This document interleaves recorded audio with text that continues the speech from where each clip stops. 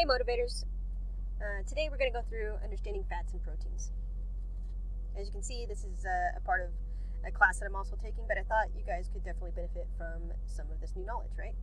So let's get into it.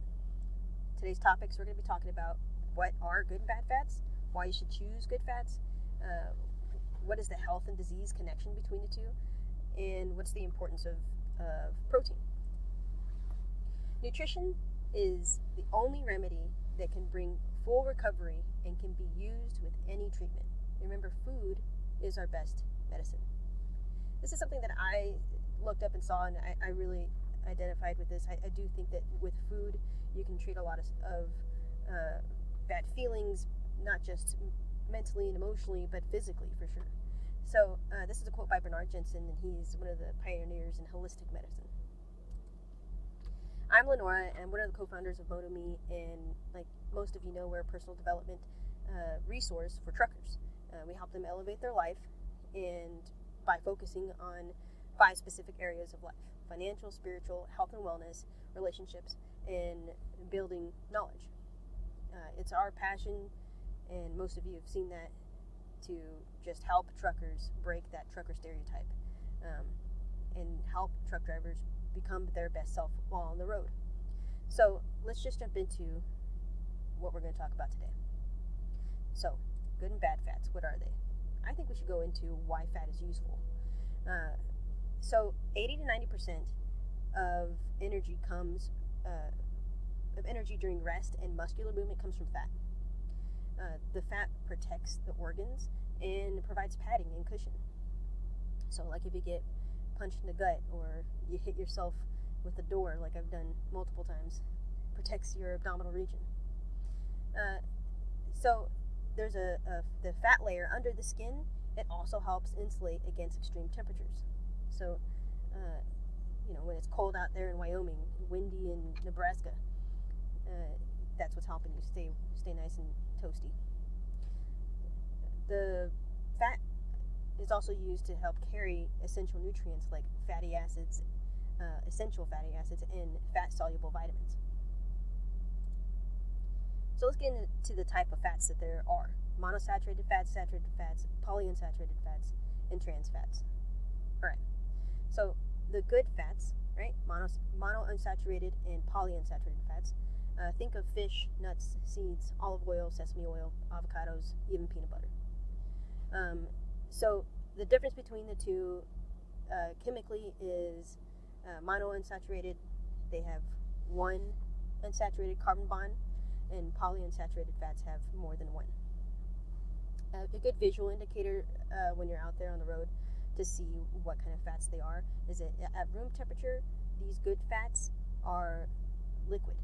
If they're chilled, if they're cold, they start to become solid. Going into some of the bad fats, right? Let's get into the worst fat here first.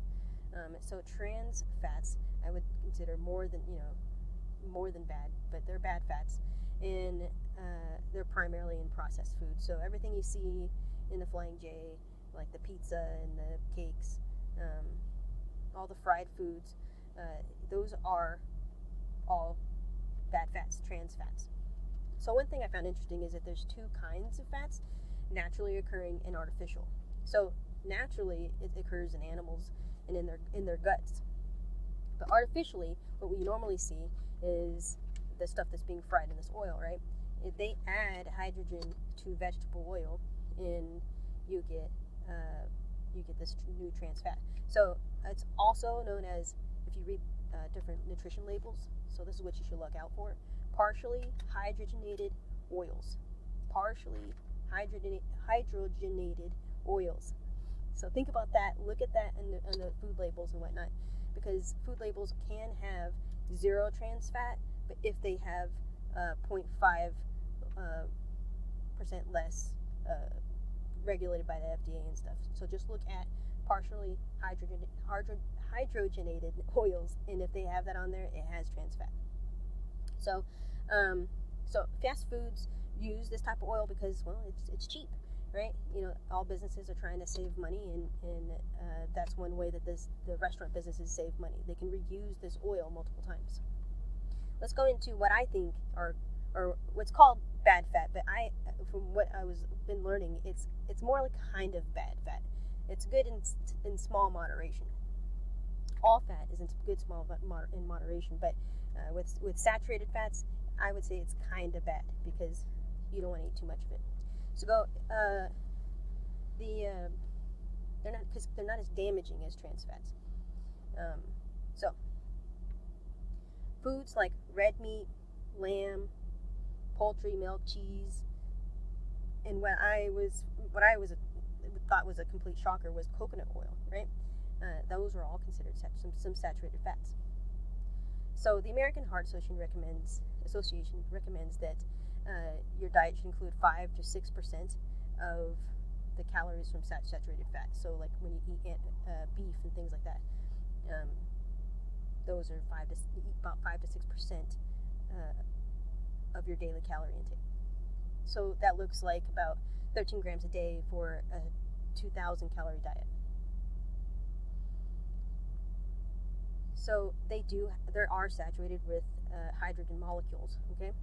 That's chemically what they kind of look like. And they're typically solid at room temperature. Same as trans fats, they're typically solid at room temperature. So why should you choose good fats? So the recommended intake for good fats is 20 to 35% of your total daily calories. So you got to keep in mind that fats provide 9 calories per gram, right? So every gram of fat you have has 9 calories in it. That's way more than carbs or protein. So monosaturated fats help reduce bad cholesterol levels, and we'll go into that more later, and prevent cardiovascular diseases, right? And both polyunsaturated and monounsaturated provide vitamin E for the body. And we'll go into polyunsaturated a little bit more in a second. But some of the big things is that polyunsaturated provides omega-3 and omega-6, which is part of your essential fatty acids, stuff your body can't make itself. And we'll go into that in a minute. But these are some simple reasons why you should choose a good fat. So the health and disease connection. So one person dies every 36 seconds in the United States from cardiovascular disease. This is coming from the CDC. Now, every 36 seconds, someone dies from cardiovascular disease. This is lifestyle prevention here, right? Not just fitness and all that, but when we're talking about eating these fats, a lot of it can be prevented from just choosing to eat something a little bit better. So you get high cholesterol levels when you eat bad foods, right? Bad fats. So let's talk about cardiovascular disease. That what's contributed to that is high cholesterol, is hypertension, is not moving and lack of fitness and things like that. But specifically for this, let's focus on just high cholesterol. So all that is when you start to develop fatty deposits in your blood vessels, and that impedes blood flow in your arteries, which causes strokes and heart attacks. Now, LDL, the low density lipoprotein, or the bad cholesterol, builds up in the walls. That's what's impeding the flow to your arteries. That's what's causing the cardiovascular diseases. So let's go back into the polyunsaturated. Like I said before, it provides the essential fatty acids like omega-3 and omega-6. And what's cool about this, to end this slide on a positive note, I just want to talk about how it reduces inflammation, depression symptoms, and it helps contribute to brain function while benefiting the immune system and the nervous system. I mean, just think about even just, I know these are all great benefits from eating omega-3 and omega-6 rich foods, but inflammation, you're sitting all the time, the inflammation that's building up in your ankles. If you think about the depression symptoms of being alone on the road, not living a normal life, this is just another simple way on top of many that you can help reduce those sort of symptoms in your life. Let's go into protein, the importance of protein. So this was cool. I enjoyed learning more about protein. Amino acids. There's 3 types of amino acids. Well, major types: essential, non-essential, and conditional. Essential, the body can't make these amino acids, so you have to supplement with your body with the diet that carries these essential amino acids. Non-essential is that your body creates this during the process of breaking down protein. Conditional, those are important when you're sick or as you approach old age. So amino acids help from your cell membrane walls to helping you heal your wounds. That process, fat metabolism, immune function. It helps maintain the protective barrier around nerve cells, which is called the myelin sheath. I know most of you've heard that before. So it helps maintain that specific barrier, and it also obviously stimulates muscle growth. The recommended intake, 15 to 25% of your total daily calorie needs, or 20% if you want to go between in the halfway point, is about 100 grams per day in a 2,000 calorie diet. And a cool way that I just learned is just multiplying your weight by weight in pounds, weight by 0.36, and that should give you your daily recommended intake of protein. Some good protein sources to think of: eggs, milk, beans, fish. Fish is a really, really good one. That also helps with the essential fatty acids as well. So you kind of get 2 birds, 1 stone with that guy. So just to get it in perspective, to see what it looks like, right? Let's think about this scenario. Mrs. Miller, she's an obese trucker whose diet is not adequate in protein and nutrients.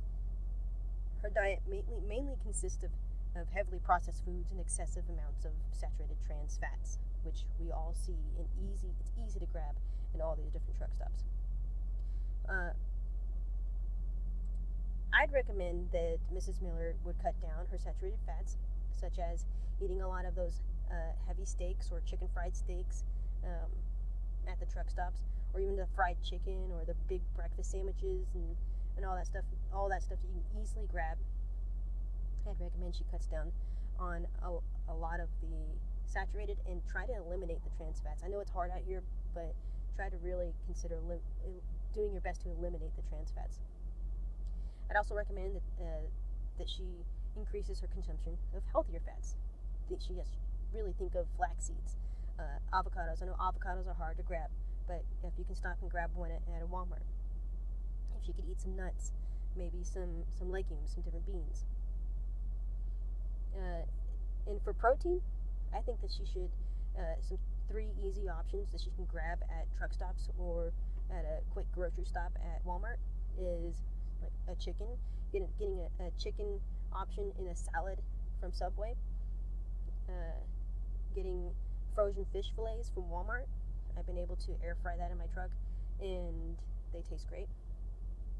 Or a really cool protein bar, because I've always been suspicious of protein bars, and for the most part, rightfully so. But for this one, the RX bars, they have 12 grams of protein in them and a really easy nutrition label to read. You can read all the nutrients right there.